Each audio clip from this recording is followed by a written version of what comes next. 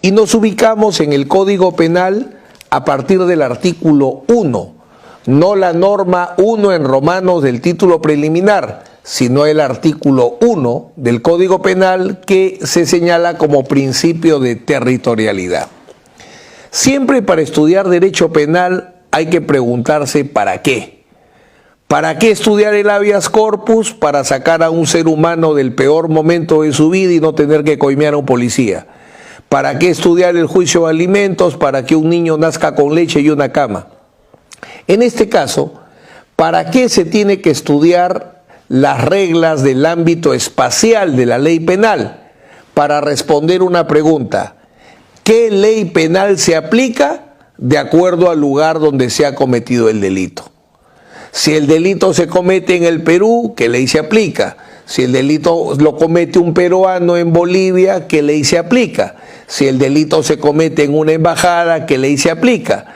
Si el delito se comete en un avión de guerra peruano estacionado en Washington, ¿qué ley se aplica? A veces es fácil, a veces es difícil, pero todas estas reglas del ámbito espacial de la ley penal lo que buscan explicar o responder es la pregunta: ¿qué ley se aplica a un delito de acuerdo al lugar de realización? Entonces vamos a empezar por trabajar el lugar de realización, esto es, los espacios de jurisdicción de la ley o el Estado peruano. ¿En qué espacios el Perú tiene soberanía? Soberanía es su potestad de imponer su ley. ¿En qué espacios el Perú puede imponer o puede aplicar la ley peruana? Y los espacios son espacios físicos y espacios jurídicos. Con lo cual entramos al artículo 1 del Código Penal que establece la regla principal, la regla del principio de territorialidad o de espacialidad, que consiste en lo siguiente: a un delito se aplica la ley del lugar donde se cometió el delito. Repito, a un delito se aplica la ley del lugar donde se cometió el delito. Lo que hay que definir cuál es el lugar, cómo entendemos el lugar de comisión de un delito o el espacio de comisión de un delito, y ahí entran los espacios físicos y los espacios jurídicos. Los espacios físicos son, primero, el territorio, la porción de continente que se encuentra dentro de las fronteras geopolíticas del Perú. Ese es el espacio terrestre. Pero también tenemos un espacio marítimo, el mar peruano, que comienza con la línea de baja mar, esto es hasta donde llega el mar, hasta donde comienza la arena mojada, hasta las 200 millas. Ese es el espacio marítimo. ¿Cuál es el espacio aéreo? Toda la porción de cielo que está encima del territorio y del mar peruano. ¿Hasta dónde va el espacio? ¿Hasta el infinito y más allá? No. Hasta donde dan las ondas ahora del satélite, antes eran del radio. Y eso se va modificando de acuerdo a cómo avanza la tecnología. Tenemos también espacios fluviales, los ríos en los cuales el Perú tiene orilla o tiene ribera. Igual tenemos los espacios lacustres, los lagos que están dentro del Perú o los lagos donde el Perú tiene frontera, el lago Titicaca o el río Amazonas, por poner ejemplos de espacio fluvial si es ríos y lacustre si es lagos. Esos son los espacios físicos. Los espacios jurídicos son los que crea el derecho. Las naves y las aeronaves de guerra, o sea, los aviones y las embarcaciones que son de guerra, que son del Estado peruano como Estado.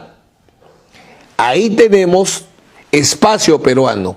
Si hay un avión de guerra peruano estacionado en Santiago de Chile y se comete un delito dentro del avión, se aplica la ley peruana, porque esa nave de guerra es peruana.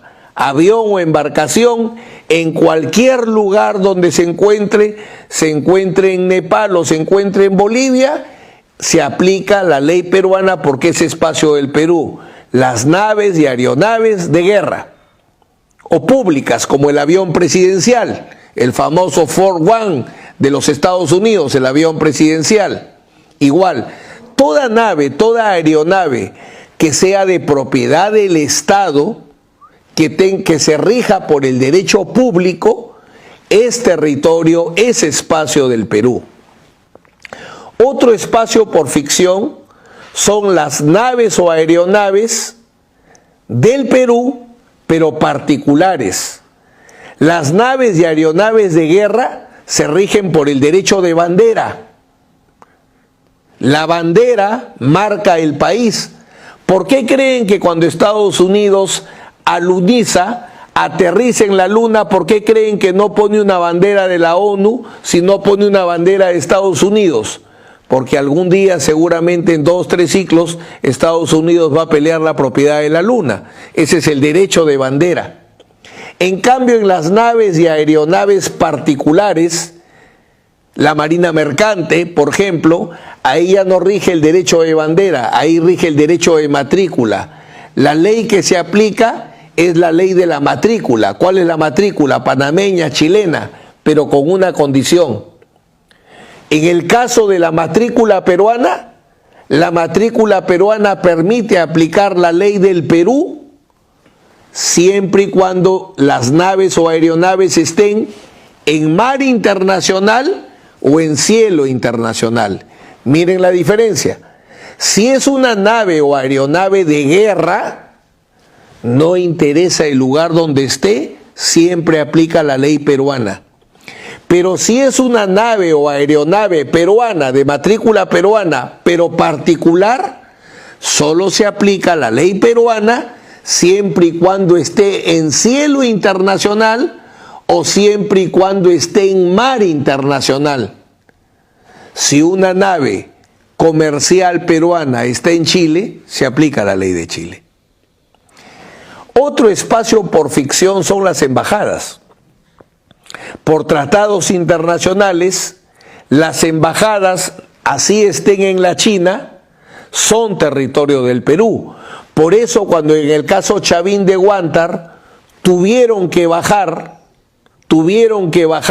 o tuvieron que ingresar los chavines de Huántar a rescatar a los rehenes de la embajada del Japón, el presidente Fujimori tuvo que reunirse con el primer ministro japonés en Canadá para que él autorice el ingreso de la Fuerza Armada del Perú. Si no, el Perú no podía ingresar.